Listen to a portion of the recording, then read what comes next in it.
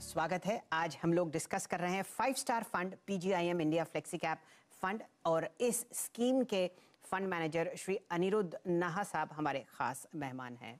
अनिरुद्ध जी, हम लोगों ने पिछले 5-7 साल में बहुत ज़बरदस्त कंसोलिडेशन होता हुआ देखा है।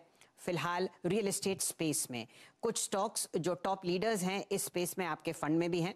बताइए किस हिसाब से आप देखते हैं आने वाले 2 या 3 सालों में या लंबी अवधि में रियल एस्टेट काउंटर्स को, और क्या गिरते हुए ब्याज के दर यहां पर तेजी का तड़का और लगाते हुए देखेंगे?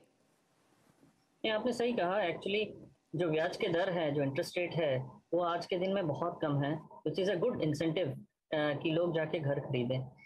पिछले 4-5 साल में ये सेक्टर में काफ़ी इंटरेस्ट कम था, बट ये रेरा आने के बाद एंड इस सेक्टर में काफ़ी कंसोलिडेशन भी हुआ है, नंबर ऑफ प्लेयर्स कम हुए हैं एंड इस कारण से जो बचे रह गए प्लेयर्स, उनके लिए ये अगले 3 से 5 साल में एक गोल्डन पीरियड रहेगा। इस सेक्टर में हमें लगता है कि काफ़ी तेज़ी रहेगी अगले 3 से 5 साल में एंड रेसिडेंशियल साइड पे स्पेशली वहाँ पे अगर अच्छे प्लेयर्स हैं उनको क्लियरली काफ़ी अच्छा top line and bottom line growth आगे दिखेगा। डिमांड काफ़ी स्ट्रांग है, हेंस क्वालिटी नेम्स जो हैं जहाँ पे क्वालिटी यहाँ पे दिखे वैसे कंपनीज का अगले 3 से 5 साल में अच्छे रिटर्न्स बनाने की पूरी गुंजाइश है।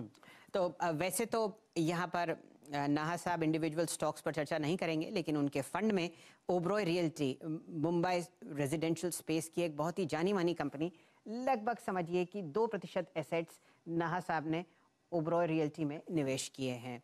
अनिरुद्ध जी, एक और सेक्टर जो बहुत ज़बरदस्त कंसोलिडेशन दौर से गुजरा वो है टेलीकॉम स्पेस। अब समझिए कि 2.5 प्लेयर रह गए हैं। बताइए क्या आगे आने वाले 5 साल में आप यहाँ पर वैल्यू और प्राइस एक्शन तेजी की तरफ बढ़ते हुए देखते हैं क्या? देखिए, आपने सही कहा है, करीब 2.5% 2.5 प्लेयर ही बचे हुए हैं, बट इसमें इस सेक्टर में प्राइसिंग डिसिप्लिन आना बहुत ज़रूरी है। अगर प्राइसिंग डिसिप्लिन आ जाता है इन प्लेयर्स में एंड वो बहुत एक बड़ा बड़ा स्ट्रॉन्ग इंडिकेशन रहेगा कि सेक्टर का जो फॉर्च्यून्स है आगे जाके काफ़ी अच्छा रिटर्न्स आप बना पाएंगे सेक्टर में। बट उसके लिए बहुत ज़रूरी है कि प्राइसिंग डिसिप्लिन प्लेयर्स में आना चाहिए। डेटा कंजम्पशन इंडिया में बहुत स्ट्रांग है, आगे जाते हुए भी हमें क्लियरली ये दिख रहा है। सो अगर प्राइसिंग डिसिप्लिन आ जाता है, ये एक लिटरली डुओपोली या ओलिगोपोली जैसा इंडस्ट्री है, तो सारे प्लेयर्स को ये इसका बेनिफिट जरूर मिलेगा। चलिए, एक समय नाहा साहब मैंने भी टेलीकॉम बहुत ट्रैक किया और लगभग 18 प्लेयर्स हुआ करते थे हमारे बाजार में, और अब जैसा कि मैंने आपको बताया 2.5 लोग रह गए हैं। तो डेटा का ग्रोथ बहुत ज़बरदस्त तरीके से हमारे देश में होता हुआ दिख रहा है, और प्राइसिंग अगर पावर इन 2 प्लेयर्स में आती हुई दिखे तो अनिरुद्ध जी को लगता है कि डीप वैल्यू फिलहाल इस बाजार में अभी भी है।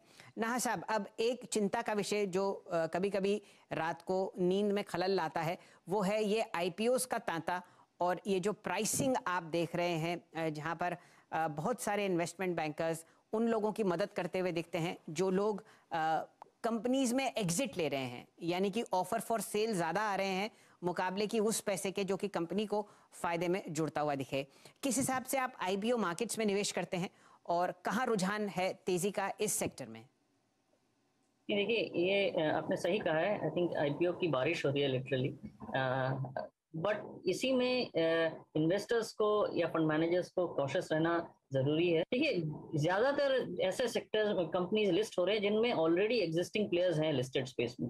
अगर कोई कंपनी बहुत एक्सपेंसिव वैल्यूएशंस पे आ रहे हैं तो उनको अवॉइड करना ही अक्लमंदी होगी एंड ऐसे कंपनीज में इन्वेस्ट करें जहाँ पे वैल्यूएशन कंफर्ट है, कैश फ्लो कंफर्ट है और बैलेंस शीट में डेट ज्यादा नहीं है। तो ये हमारा फ्रेमवर्क है एंड जो कंपनीज इनमें इस फ्रेमवर्क में बैठ जाते हैं उनमें जरूर हम लोग इन्वेस्ट करेंगे। जी, अनिरुद्ध जी, एक बात और मैंने आपके पोर्टफोलियो में नोटिस की कि धीरे धीरे आप कैश का लेवल बढ़ा रहे हैं। अब लगभग 6 से 7% एसेट्स जो हैं आपके कैश में हैं, यानी कि अगर 1700 करोड़ AUM है तो आप समझिए कि लगभग आप 12-13 करोड़ के आसपास कैश में है। क्या ये स्ट्रेटजी है? आपको बाजार फिलहाल मुश्किल दौर से गुजरता हुआ दिखता है आगे आने वाले 5-6 महीने में, इसीलिए आप कैश में हैं? नहीं, एक्चुअली शैलेंद्र जी, हम लोग एक्चुअली काफ़ी लकी रहे हैं कि